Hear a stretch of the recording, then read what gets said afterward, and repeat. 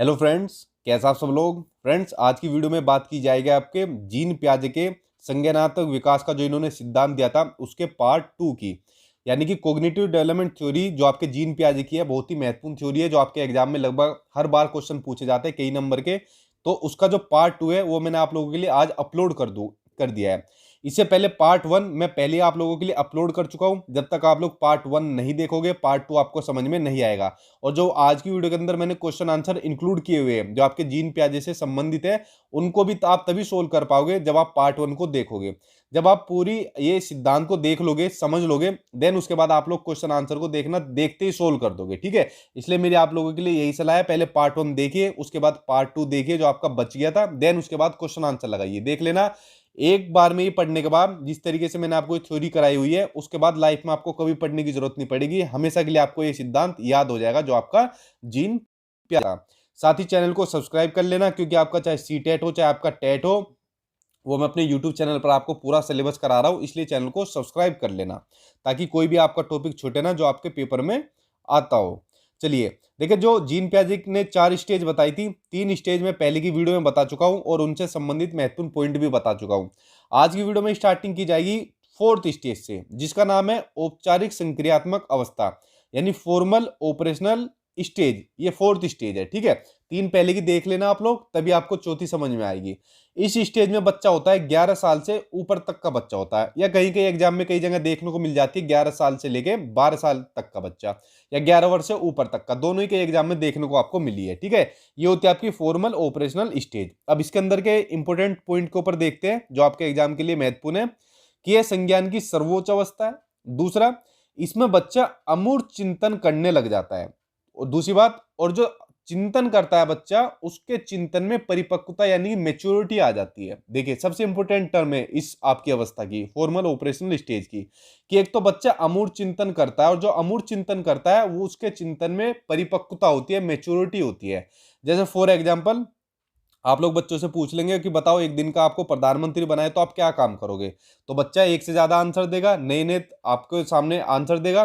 तो बच्चा क्या काम करना स्टार्ट कर देगा, बच्चा अमूर्त चिंतन को करना स्टार्ट कर देगा, और जो चिंतन करेगा उसमें परिपक्वता दिखेगी, मेच्योरिटी दिखेगी। यानी जो भी आंसर देगा कि भाई एक दिन का मैं प्रधानमंत्री बन जाऊंगा, तो आपके सोशल जो मुद्दे होते हैं उनसे रिलेटेड होगा। ये नहीं कि कुछ भी वो बोल देगा कि मैं आइसक्रीम खाऊंगा या फिर मैं एरोप्लेन में घूमूंगा, ऐसा आंसर नहीं देगा वो, कुछ ना कुछ अच्छा आंसर देगा, यानी मेच्योरिटी दिखेगी उसके जो आंसर मिलेंगे।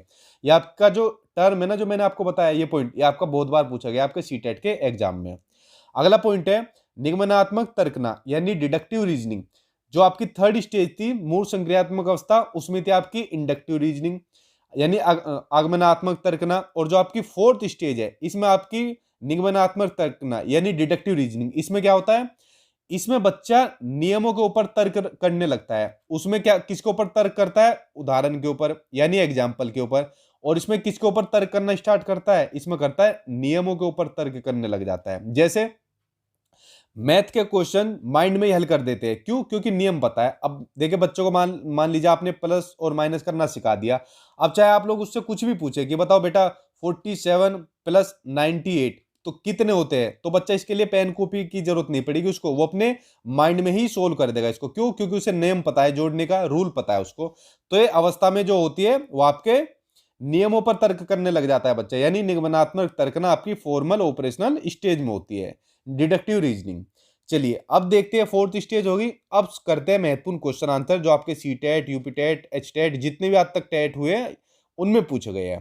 पहला क्वेश्चन पढ़ते हैं कि किसी वस्तु के स्थायित्व की अवधारणा यानी ऑब्जेक्ट परमानेंस जो होता है उसका कंसेप्ट पियाजे के विकास के डैश चरण में प्राप्त हो जाती है। देखिए, ये मैंने आपको बताया था, वस्तु स्थायित्व यानी कि ऑब्जेक्ट परमानेंस, ये किस अवस्था में होता है, तो देखिए ये होता है आपका फर्स्ट अवस्था में, यानी सेंसरी मोटर स्टेज, संवेदी गामक अवस्था, जो कि होती है आपकी जन्म से लेके 2 वर्ष तक की जो अवस्था होती है, उसमें आप बच्चा ऑब्जेक्ट परमानेंस का उसके अंदर गुण आ जाता है। होता क्या है ऑब्जेक्ट परमानेंस, यानी कि वस्तु स्थायित्व, जब बच्चा अपने सेंसरी ऑर्गन के माध्यम से चीजें सीखता है। सेंसरी ऑर्गन मैंने आपको बताए थे, आंख, नाक, कान, जीभ, स्किन, ठीक है, टंग, ये आपके सेंसरी ऑर्गन होते हैं। जैसे फॉर एग्जाम्पल, ये कोई तकिया है और तकिए के पीछे आप लोग मोबाइल को छिपा दो, ठीक है, तो बच्चा क्या काम करेगा, यानी जन्म से लेके 2 साल तक का बच्चा है, तो वो क्या काम करेगा, बच्चे के जो सेंसरी ऑर्गन्स बताए, आंख नाक कान वगैरह, ये 5 ऑर्गन बताए, उनकी हेल्प से उस मोबाइल को ढूंढ लेगा। चाहे आप लोग एक्सपेरिमेंट भी करके देख सकते हो। तो ये होता है आपका संवेदीकामक अवस्था में, यानी सेंसर मोटर स्टेज में वस्तु स्थायित्व का जो बच्चे के अंदर गुण आ जाता है। चलिए अब देखते हैं अगला क्वेश्चन। अगला क्वेश्चन आपका दिया हुआ है कि जीन पियाजे के अनुसार प्रारूप निर्माण वर्तमान योजनाओं के अनुरूप बनाने हेतु नवीन जानकारी में संशोधन और नवीन जानकारी के आधार पर पुरानी योजनाओं में संशोधन के परिणाम के रूप में घटित होता है।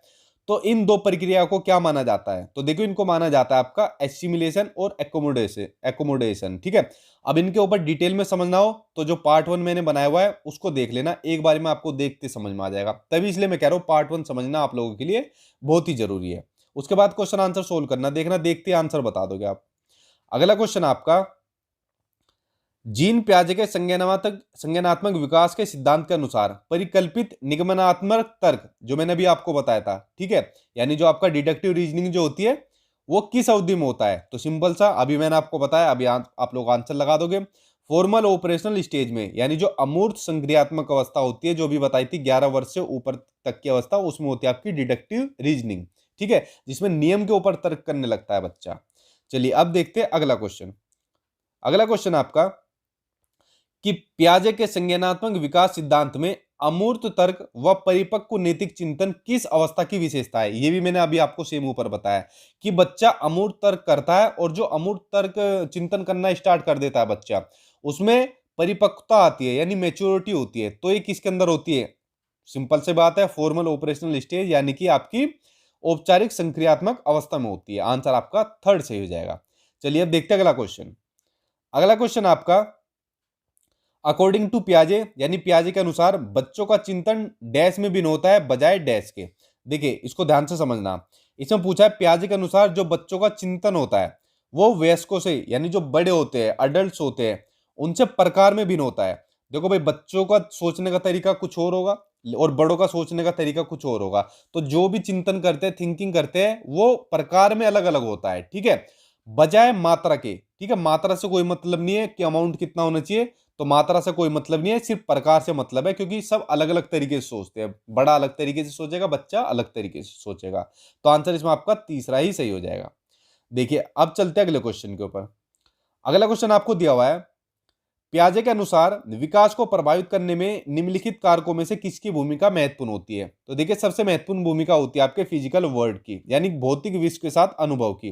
तो experience with the physical world, ये आपका सही हो जाएगा, क्योंकि यहाँ पर बात हो रही है पियाजे के अनुसार, तो हमें सारी वो चीजें बतानी है जो जीन पियाजे के अकॉर्डिंग होगी। ठीक है, तो इनके अनुसार फिजिकल वर्ल्ड के साथ एक्सपीरियंस आपका सबसे ज्यादा महत्वपूर्ण है।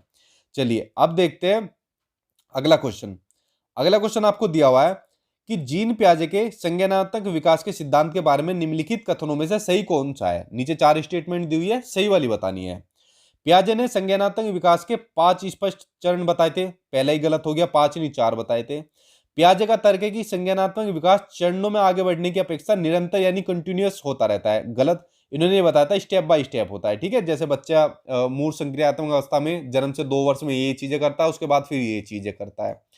किसी चरण को छोड़ा नहीं जा सकता क्योंकि ये चरण स्थिर है, बिल्कुल सही। इन्होंने ये कहा था कि किसी भी चरण को, किसी भी स्टेज को हम लोग छोड़ नहीं सकते, क्यों, क्योंकि ये चरण स्थिर है। तो आंसर इसमें आपका तीसरा ही सही हो जाएगा। तो फ्रेंड्स देखिए, जितने भी महत्वपूर्ण क्वेश्चन आंसर थे जो आपके जीन पियाजे से रिलेटेड थे, वो सारे के सारे मैंने आज आपके लिए वीडियो में बना दिए, और पार्ट 1 जरूर देख लेना। उसके बाद आपको जीन पियाजे पढ़ने की कभी जरूरत नहीं पड़ेगी, हमेशा के लिए आपके माइंड में फिट हो जाएगा टॉपिक। और इसके बाद नेक्स्ट टॉपिक के साथ मैं जल्दी मिलूंगा, तो इसलिए चैनल को सब्सक्राइब कर लेना, ताकि आपका जितना भी सीटेट और टेट का सिलेबस अपने यूट्यूब चैनल पे मैं आपको प्रोवाइड करा सकूं। Thank you.